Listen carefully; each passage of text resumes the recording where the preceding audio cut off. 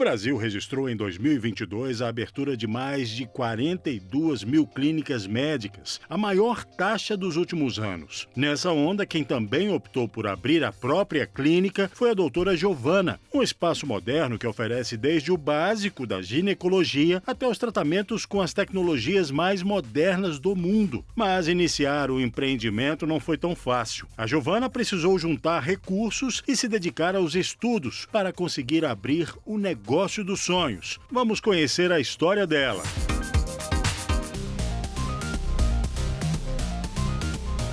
Meu nome é Giovana, eu tenho 32 anos e eu sou médica, especialista em ginecologia, uroginecologia e ginecologia regenerativa.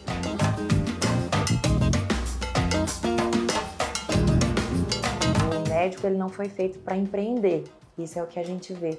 Em 6 anos de faculdade de medicina, nós não temos um momento, um encontro, uma matéria que nos ensine um mínimo do que é o mercado de trabalho pós-formatura. Então, coisas básicas, o médico forma sem saber se ele vai trabalhar PJ ou PF, forma sem saber tributação na área médica, o que é equiparação hospitalar, são coisas que a gente vai descobrir literalmente quebrando a cara e acabamos no começo da carreira sempre pagamos muito mais tributação do que a gente deveria, porque a gente não tem um conhecimento básico e mínimo do que é formei, ótimo, sou médico, e agora, né? Como o mercado de trabalho vai me receber? Eu acho que eu fui bem corajosa quando mesmo mediante esse cenário da medicina tradicional, de ter que seguir aquele caminho básico, formei, vou dar plantão e trabalhar no hospital, eu parei e pensei, é isso que eu quero para a minha vida? É assim que eu vou trabalhar o meu propósito de ajudar pessoas além do óbvio? E não era assim que eu me via. Então, é necessário sim ter uma coragem para dar esse passo dentro da medicina. Como uma profissão muito tradicional, os próprios colegas acabam julgando quem foge um pouco da curva, né? Quem decide empreender, quem decide não ser médico de concurso público. Então, no começo não somos vistos com bons olhos. Então, é preciso ter coragem para seguir, para entender que o seu propósito é seu, então você que vai levá-lo adiante, independente do que outras pessoas acham. Na verdade, eu acho que todo empreendedor passa muito por isso, né? Pela situação de um comentário ou um julgamento que tenta colocar ele para baixo, tenta fazer ele desistir de certa forma dessa primeira ideia de empreendedorismo. Com o médico não é diferente, eu acho que a gente recebe até um pouco mais de críticas do que talvez outras profissões empreendendo da mesma forma. Então tem que ter coragem, tem que ter um pouco também de resiliência, persistência, como todo empreendedor, e tem que ter um pouco também de autoconfiança para você realmente colocar credibilidade na sua vontade, no seu planejamento, na sua empresa, né?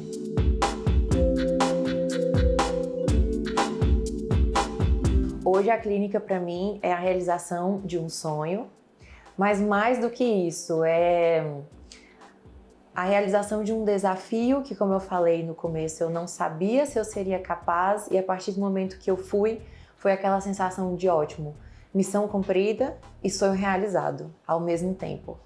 Porque quando eu comecei a pensar a clínica, eu não tinha a mínima noção dos desafios que eu realmente ia enfrentar. Então era tudo muito aquela coisa maravilhosa, sair da faculdade, vou ter a minha clínica, os meus pacientes, o meu jeito de entender, mas eu não tinha ideia do desafio que seria desde o projeto inicial de uma clínica para ter a aprovação da Anvisa, até o tempo de construção da clínica e o estabelecimento de uma equipe que funcionasse como eu sonhava. Então, tudo isso foi muito desafiador. Hoje, quando eu vejo a clínica montada, uma equipe que flui, as pacientes sendo bem atendidas, eu sinto um alívio enorme pela realização do sonho, mas eu sinto um orgulho muito grande por tudo que foi conquistado, né? Por todos os desafios que eu nunca imaginei que eu ia ter e que eu consegui superar, e estamos aqui. O começo da minha carreira médica foi como médica militar. Eu fui médica militar do Hospital da Força Aérea por 5 anos. E além de aprender a ser médica, eu digo que lá dentro do Hospital da Força Aérea, eu sou absolutamente grata por isso, foi onde aprendi a ser médica de verdade, a cuidar do paciente, a ter condutas clínicas, fechamento de diagnóstico. Foi uma grande escola para mim. Mas além disso, desse aprendizado técnico, lá eu tive noções de hierarquia, disciplina e liderança, que eu acho que foi um grande diferencial. Aqui na clínica, hoje, eu me vejo fazendo coisas que meus chefes majores e tenentes faziam e que no meu subconsciente eu estou aplicando aquela ferramenta ali de liderança ou de hierarquia, claro, de uma forma muito mais leve do que dentro do serviço militar, mas para minha equipe. Então, minha equipe ela é uniformizada, eu acho que isso traz uma identidade para a empresa. Como eu era uniformizada no serviço militar, todas são identificadas por tarjeta, porque o fato de você estar nomeado também te traz personalidade, né?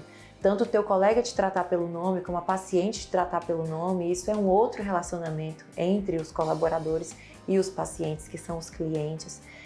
Reuniões de equipe, motivação de equipe, metas, que são as missões. Então, ter sido militar me trouxe, sim, um conhecimento básico para essas estratégias de liderança, hoje dentro de uma clínica particular, que aparentemente, né, são ambientes totalmente diferentes, mas assim como eu consegui pegar na minha família que empreende no agronegócio alguns pontos para empreender no meu negócio, eu também tentei aproveitar de forma positiva vários pontos que eu aprendi como militar aqui na gestão da equipe da clínica. O mercado da medicina para empreender, eu vejo que ele é um grande oceano azul. O médico que ele tiver a coragem, a persistência e a criatividade para empreender na nossa área, com certeza ele vai ter grande prosperidade, isso eu não tenho dúvida. A questão é justamente o médico ter a coragem, sabe? Eu vejo que em algumas áreas o mercado realmente está saturado e o empreendedor ele tem que ser absolutamente criativo para ele se sobressair um pouquinho e realmente ter destaque naquele mercado saturado. Na medicina isso não acontece. É um privilégio, é uma grande vantagem. O médico que ele tem um mínimo de criatividade, ele já se sobressai com facilidade, porque como eu falei, não é tradicional do médico empreender, nem inovar, nem ser criativo. Então, o colega que tiver um mínimo disso, ele pode ter certeza que o mercado está de braços abertos para ele.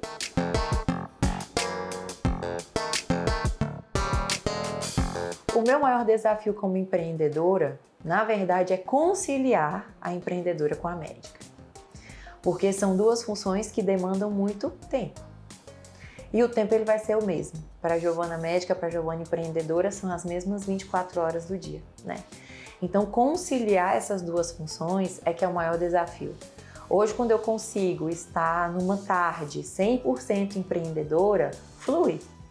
Ou quando eu consigo estar em um dia de atendimento ou de cirurgia 100% médica, super flui. Aliás, depois que eu descobri o que é ser empreendedora, eu vi que ser médica é fácil. Ir para o centro cirúrgico, pegar um bisturi e operar, ficou muito fácil. Gestão, equipe, liderança, marketing, isso para mim é muito mais difícil do que o ato de ser médica. Também entendo que, obviamente, estudei 9, 10 anos para ser médica e estou estudando há pouco tempo para ser gestora empreendedora, né? Tem tudo isso. Mas conciliar isso, sabe? Colocar numa balança. Porque se eu não estiver sendo médica, o meu atendimento, a minha cirurgia é o que embasa o meu empreendedorismo. Então tem que ter um equilíbrio muito grande entre essas duas funções. Assim que eu formei, eu comecei a investir nisso também. E aí trabalhava como médica e o que sobrava eu investia no agronegócio. Com o tempo, isso foi me rendendo uma reserva que eu fui guardando justamente porque eu sabia que eu ia precisar no futuro para investir no grande sonho que era a clínica. Que apesar da minha família ser do agronegócio, eu nunca pensei em estar nesse ramo. Um ano antes da clínica realmente ser um projeto, o meu sócio me chamou e falou assim: Giovana, eu quero ampliar, eu quero sair de onde eu estou trabalhando e construir uma clínica maior, mas eu não consigo fazer isso sozinho. Você quer ser minha parceira? Você quer ser minha sócia? E nesse tempo eu atendia em 2 clínicas de outras pessoas. E eu falei para ele, quero, mas provavelmente o dinheiro que você tem hoje para investir nesse projeto, eu não tenho. Me dá 1 ano e daqui 1 ano a gente conversa novamente, faz o nosso plano de negócios, faz o projeto e vê se vai ser viável. Foram 5 anos de trabalho, guardando o dinheiro, trabalhando e guardando, investindo e guardando o retorno do investimento, para quando a gente juntou um com o outro, falou assim, é agora, tanto ele estava preparado com o recurso financeiro dele e eu estava preparado com o meu recurso financeiro, fizemos o projeto, fizemos o plano de negócio, começamos a investir e sustentar a obra da clínica. Na metade da obra, é claro, a gente descobriu que ia ficar o dobro do que a gente estava planejando. E nesse momento o meu sócio tinha uma reserva maior e podia bancar com essa notícia, né, de que a clínica ia ficar o dobro do que a gente imaginava. Eu não tinha. E aí foi quando eu conheci um banco de financiamento para recursos médicos. E aí eu fiz esse financiamento mais ou menos na metade da obra, tanto para concluir a obra quanto para adquirir os equipamentos, as tecnologias que nós temos aqui hoje.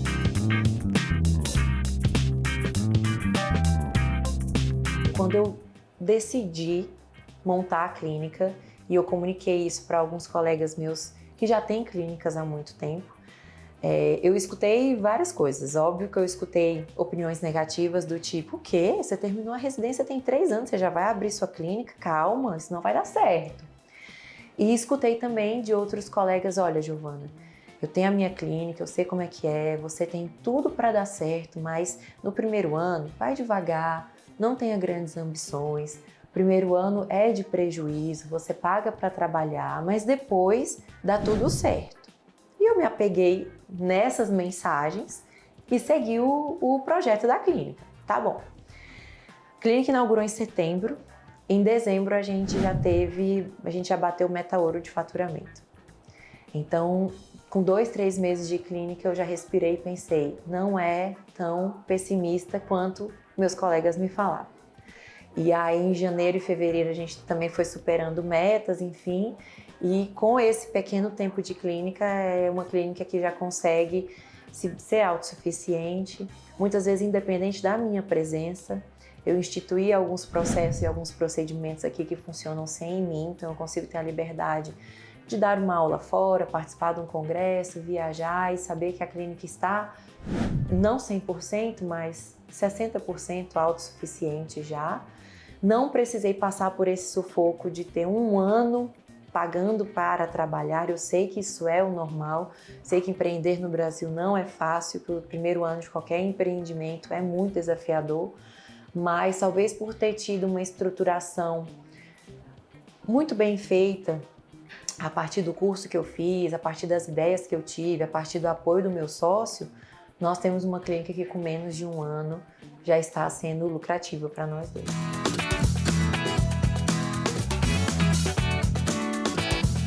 Então, como empreendedores, nós estamos bem felizes, bem satisfeitos com esse retorno. Já estamos com um projeto de ampliação da clínica. Nós vamos ampliar para 2 ou 3 salas a partir de setembro e ampliar uma sala de centro cirúrgico, que para mim é interessante, para a cirurgia plástica também é interessante.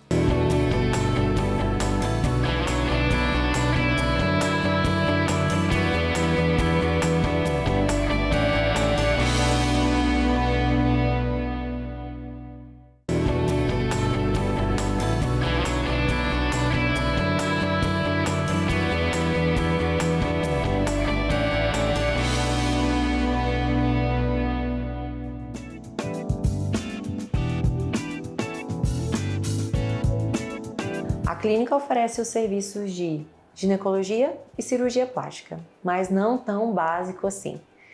Então, dentro da ginecologia, eu trabalho uma vertente da ginecologia que se chama ginecologia regenerativa, funcional e estética. É um nome bem grande, então a gente resume a ginecologia regenerativa, que é uma ginecologia moderna. É aquela questão de abordar a mulher no todo, não só o colo do útero, né?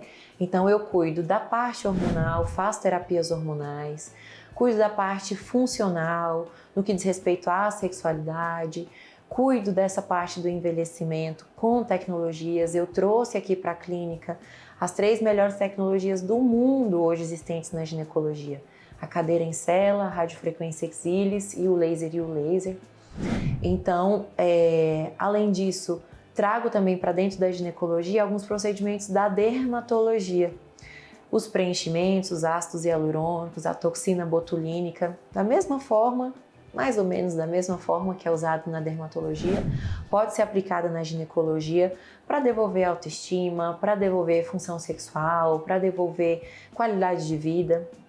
É uma especialidade muito nova e o Brasil é a grande referência no mundo dentro da ginecologia regenerativa. Hoje eu tenho o prazer também de representar o Brasil fora, de dar aula em Paris, em Dubai, em Lisboa, levando essa ginecologia regenerativa, que para mim já é uma atuação, né, frequente. O meu dia a dia é essa especialidade e que eu vejo como eu consigo beneficiar todas as nossas pacientes brasileiras, consigo levar isso para outros países e é uma especialidade que teve um crescimento enorme de 2 anos para cá, principalmente no que diz respeito à cirurgia íntima. É uma cirurgia que pode ser feita a laser no consultório ou no centro cirúrgico e é a especialidade do ginecologista e do cirurgião plástico. E o meu sócio trabalha com cirurgia plástica, ele é excelente cirurgião plástico, principalmente nas cirurgias corporais, cirurgias faciais, e ele também trabalha com tecnologia, ele faz aquela cirurgia HD, lipo HD com renúvel e usa o laser para refinamento de cicatrizes e para algumas cirurgias a laser no consultório.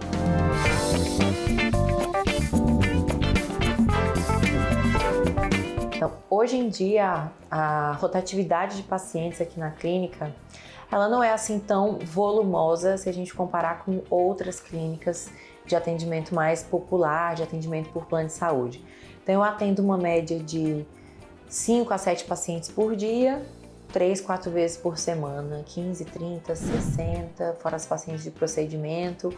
Vou chutar que por mês eu devo atender entre 180 e 200 pacientes, incluindo novas pacientes e pacientes antigas. E porque a rotatividade não é tão grande, né? Não tem um volume tão grande. Isso foi algo intencional. Eu nunca quis trabalhar com quantidade, mas sim com qualidade. Então, a consulta da minha paciente ela vai durar entre 1 hora e 1 hora e meia. Tem uma pré-consulta que a minha equipe de enfermagem faz, já conhece a paciente, já manda para ela pedidos de exame. Quando ela chega para mim, eu já tenho um pequeno dossiê dessa paciente com os exames prontos. Então, no meu primeiro contato com a minha paciente, já é um contato resolutivo. Porque eu já vou entender o problema, eu já consigo fechar os diagnósticos, porque ela já vai ter todos os exames prontos e em mãos, eu já consigo começar um tratamento. Então não é só aquela consulta de conversa para o médico pedir exame e voltar no retorno. Eu mudei essa dinâmica, foi uma coisa que partiu de mim mesmo, porque eu queria que o meu primeiro contato com a paciente já fosse resolutivo.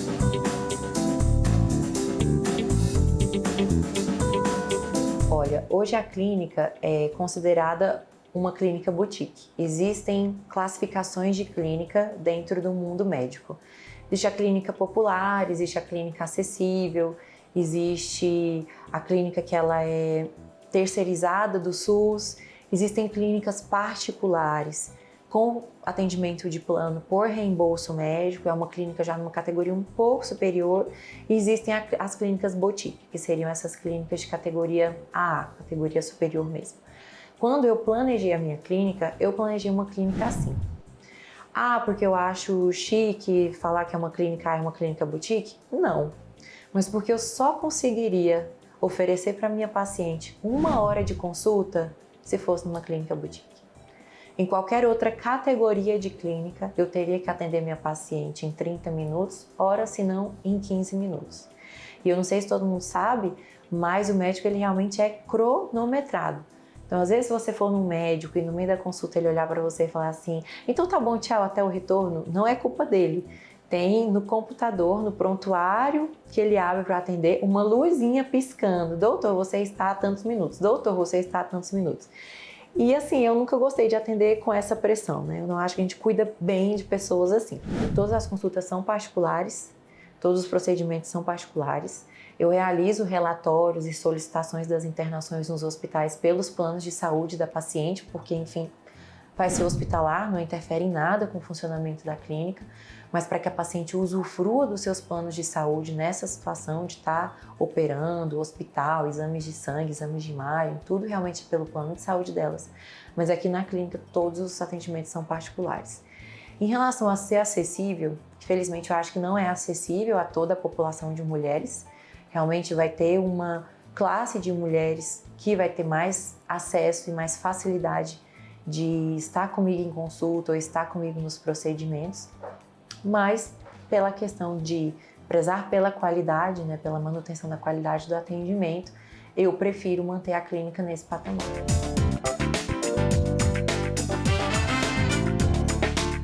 Então, como empreendedores, nós estamos bem felizes, bem satisfeitos com esse retorno. Já estamos com um projeto de ampliação da clínica. Nós vamos ampliar para 2 ou 3 salas a partir de setembro e ampliar uma sala de centro cirúrgico, que para mim é interessante, para a cirurgia plástica também é interessante.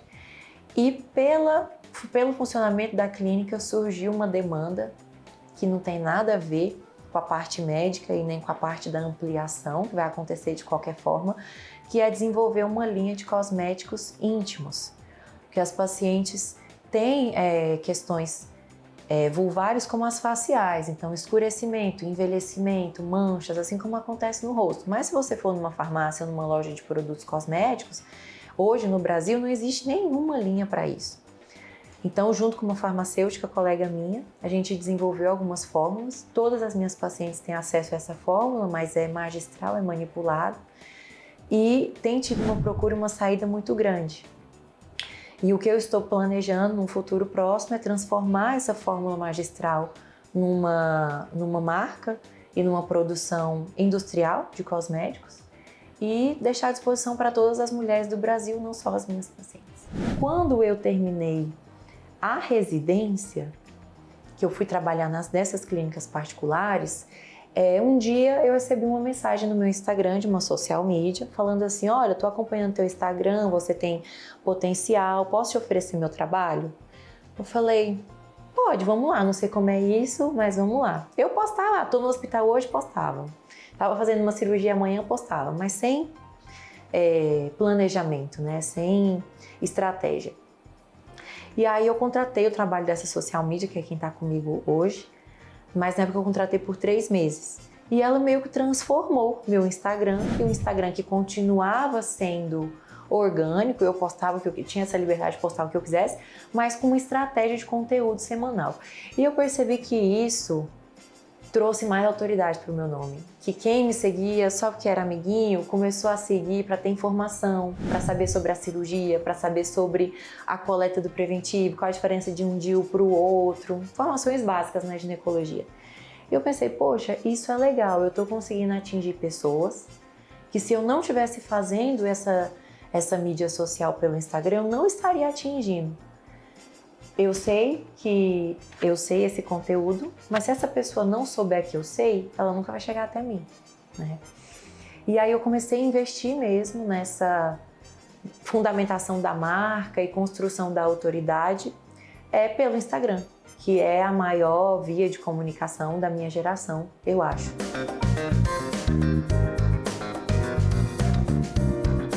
Hoje, a função contábil tem uma equipe que cuida de tudo. A função financeira, meu esposo é o gestor financeiro. E sobrou para mim uma parte da gestão que é a que eu gosto de fazer e que mesmo sabendo que alguém poderia fazer por mim, eu não quis largar, que é a parte de reunião de equipe, fluxos, processos, motivação, isso eu ainda faço. Então, eu tirei um peso muito grande, que contabilidade financeiro é muito trabalhoso, né? E isso como eu posso dizer, delegando a parte financeira e a parte contábil, hoje eu tenho tempo para fazer a gestão de equipe, liderança melhor e ser médica na quase parte integral do tempo, que é o que eu realmente faço melhor de todas essas funções.